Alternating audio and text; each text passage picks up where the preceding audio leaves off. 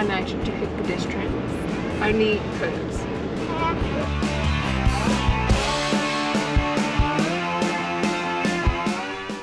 This is Fraser Island. Our journey starts at the southern portion of the island, where we catch the Manta Ray ferry over to Hook Point. Before we do that, however, we need to get across Inskip Point.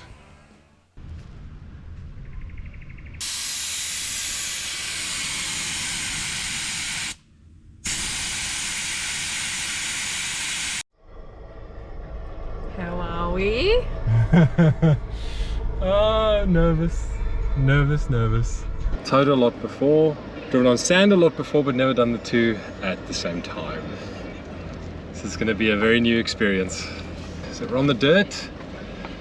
Inskip Point, here we come.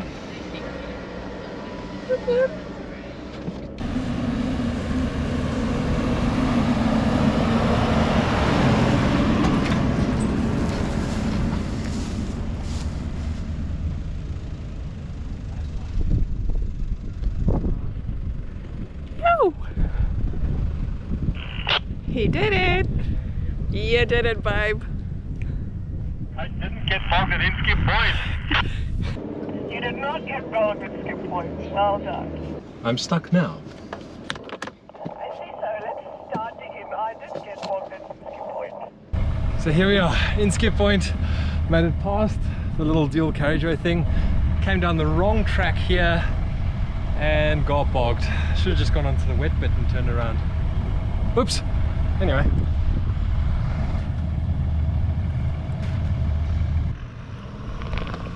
So after about 40 seconds on the sand, it was time for our very first recovery of the trip.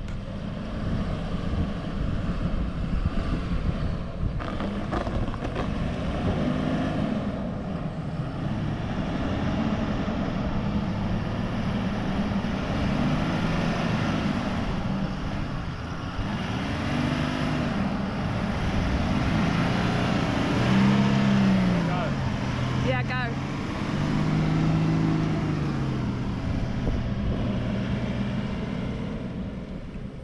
It was at this point that we realized that we'd lost 2 max tracks.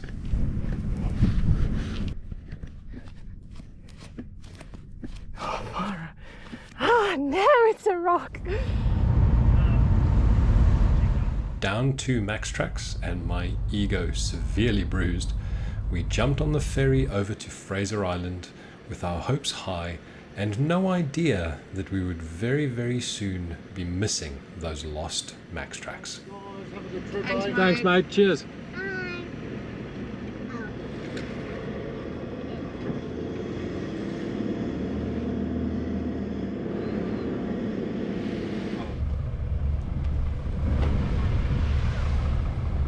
Thanks, guys. So after creating a traffic jam after about 10 seconds on the island, we got some help from a very friendly local, and with my ego a mere memory left on the mainland, we set out for our first campsite. Leaving the traffic jam of the ferry behind, we rounded Hook Point in the south of the island and headed up the eastern beach to camp at Eli Creek.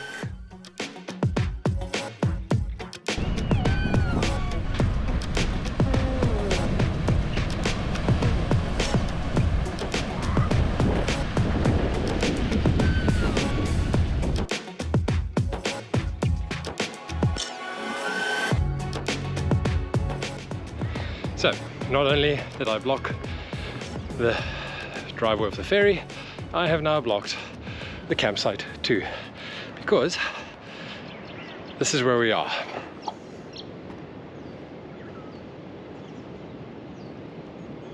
And now, because of this little hump just here, I need to get the max tracks out to get into camp.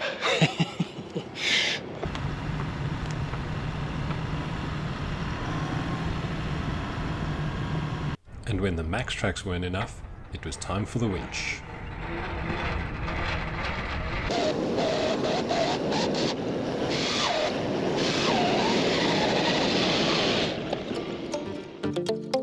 So with our first day and 3 recoveries done on Fraser, it was time to crack open a cold one.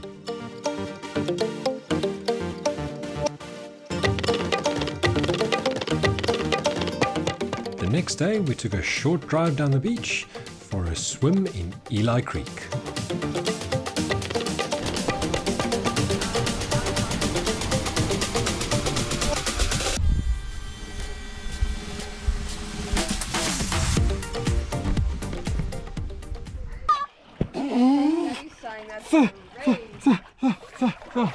Well, guess we're pushing. Push me away from the bank. Ah! Go.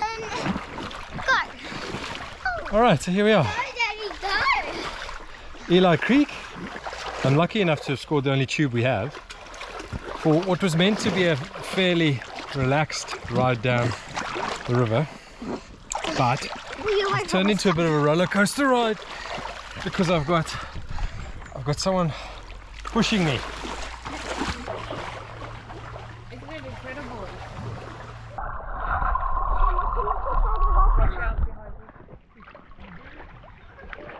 I got catch Daddy. He's trying to run from us. So, Eli Creek, what do we think? Love it. Pretty Gorgeous. good when you're not getting pushed along by a toddler. But refreshingly nice.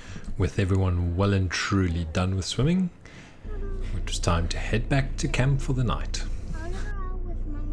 So, in my infinite wisdom, when I set up here at the Eli fenced campground, I've actually set the caravan up underneath the trees. You might look at that and think, what an idiot.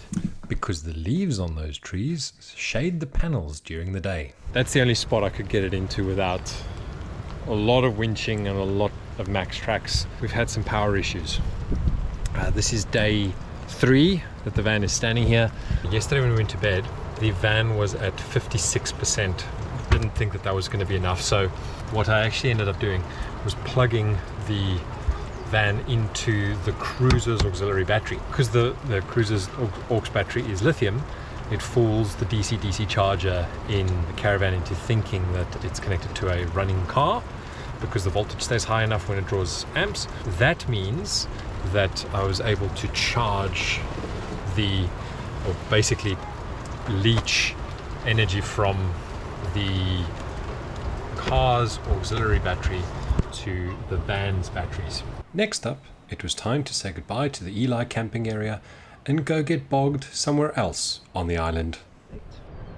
We're about to hit that tree on the top, but it's just the branches, so you can go a little bit more.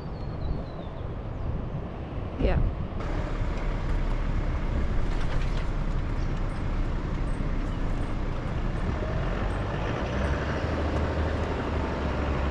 Our next stop would be Cathedrals on Fraser, a fenced campground to the north of Eli Creek and the Maheno shipwreck.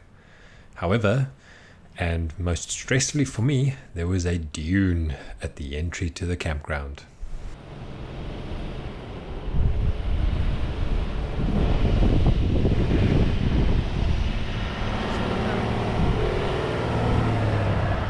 I made it through. I didn't get stuck. So Cathedrals is a fenced, fully serviced campground located on Fraser Island. When I say fully serviced, I mean it has water and power. The power is limited to 10 amps, but it is a 15 amp connector, so you can hook up a caravan. We spent 2 nights here before we start heading back further south and head back to the mainland. So I just want to give you a quick run through of the Jayco All Terrain that we've now had it for 6 months. Some of the little mods and things that I've done to it so far. We're obviously towing it with the 300 series behind me. If you've watched the channel before, the 300 series had that for going on 2 years now. Done a fair few mods to it. The only mod that I haven't yet shown on the channel is the GVM upgrade. I'll run through that in another video. So the Jayco All Terrain here behind me, it's huge for me, and I think for anyone. It's 22 foot long. This is a dual bunk version, so you see the 2 windows there. Up top That is the Starlink antenna just there. It's not permanently mounted, that is just propped it up there just to get a little bit better view, because as you can see, not a great view of the sky. Why have we got a Starlink with us? The day we actually got onto the island, our newborn baby was 5 weeks old, and we just want the ability to have good communications while we're here. And a little addition you'll see is diesel heater tank just over there, and the spare wheel cover slash bag, bin bag. On Fraser particularly, you want to be taking all your rubbish with you, but that really goes for anywhere you want to camp. And one more little modification on the outside of the all-terrain. Standard, they are fitted with an atrociously useless jockey wheel. So I've fitted the ARC 750 jockey wheel. The first thing that I really like about it is the standard jockey wheel has to be removed from the drawbar when you're traveling. This jockey wheel folds up out of the way, plus the height adjustment on this jockey wheel is far better than the standard jockey wheel. I thought I heard something in the bush behind me. There's a monitor lizard here. Don't want to get too close and bother him. All right, now on to the inside of the van. So this is the inside of the 22-foot Jayco All Terrain. As you can see from the amount of time I'm walking, it's quite big. Starting at the back, and a couple of mods and changes to the inside of the van. So first off, this is the ensuite. So it has a full ensuite with a toilet and a shower with the shower door, which is really nice because you can actually close the shower door without getting the rest of the van wet. Here in this opening, van comes with this weird concertina thing. It's about that wide when it's folded up. When it's closed, there's no space for your legs when you're sitting on the toilet. So I've taken it out. And what's really nice is it's given me about that much extra room here where the door used to sit. If you follow us on Instagram, you'd have seen that we've added a Cozikan barrier that's currently just used as storage. I'll show you where the baby sleeps in one moment. Two major additions that I've made to the van, and that is an inverter and a diesel heater. I found that I don't really need 240 volt on all the plugs. If anything, I need more 12 volt points or USB points around the van. So what I've done is, instead of wiring it into the rest of the caravan, I've simply plugged in a power board and mounted it under the bench next to the switch. And then under the other bench seat is the diesel heater. So that's the vent for the diesel heater. The other one comes out the back here with the controller up here. That's a 2 kilowatt diesel heater. And then the last mod, or an addition that I built in 5 minutes before we came on the trip, literally 5 minutes, was a little like co-sleeper to fit next to the bed. And that's literally made with some scrap timber that I had at home. We've topped it off with the Drifta baby swag. There's a little mattress that's included in the baby swag, and we found that that's almost a perfect fit. It kind of folds up a little bit, but that's fine. With our base camp set up securely at cathedrals, it was time for us to go on a little adventure. Driving up along the coast of Fraser Island gave us an opportunity to see some of the beautiful sights the island has to offer. Like champagne pools, and also some whales doing whale things. We continued up the island until we reached our destination, the infamous Ngala Rocks.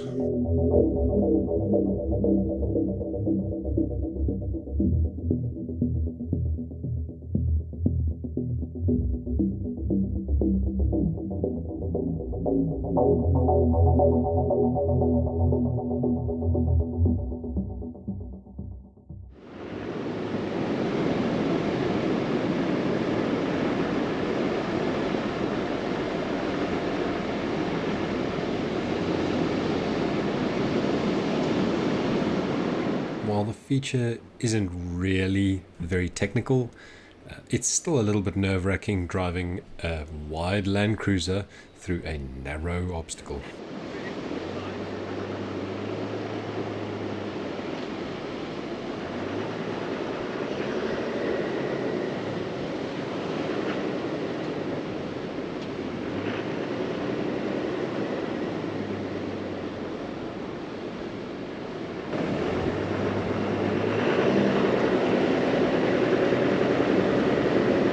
I'd also highly recommend a spotter when you're going through Ngala Rocks.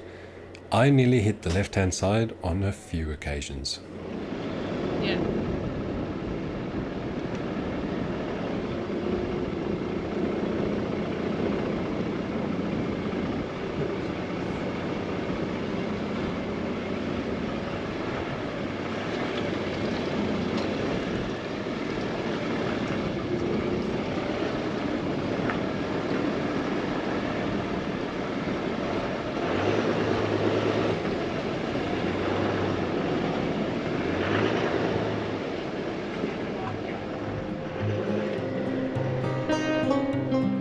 Unfortunately, it was getting late in the day and we didn't get a chance to get bogged on the really soft sandy exit to the rocks. So we turned around and went back to camp.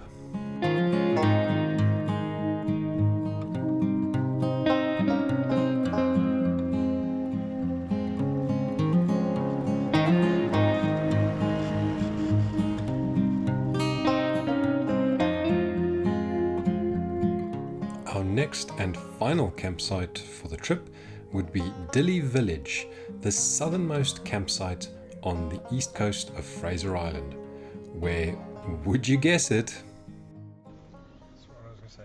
It really doesn't look impressive. Although I don't care about filming it. Oh, okay, cool. Yeah. So just Yeah.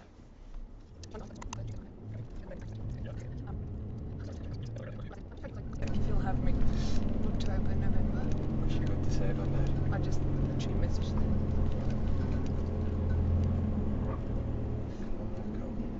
Come on, big guy.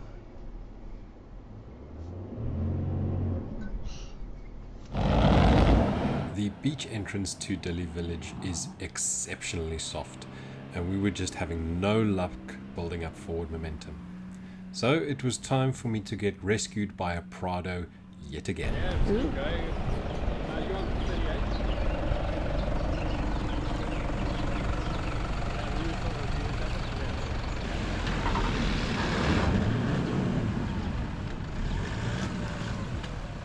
System good?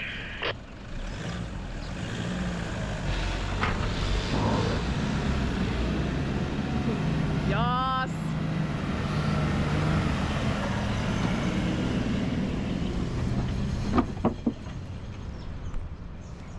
Woohoo! Toyota power!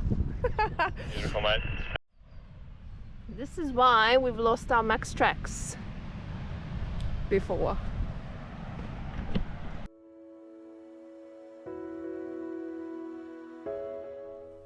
With our time coming to a close on Fraser Island, it was time to head back to the ferry.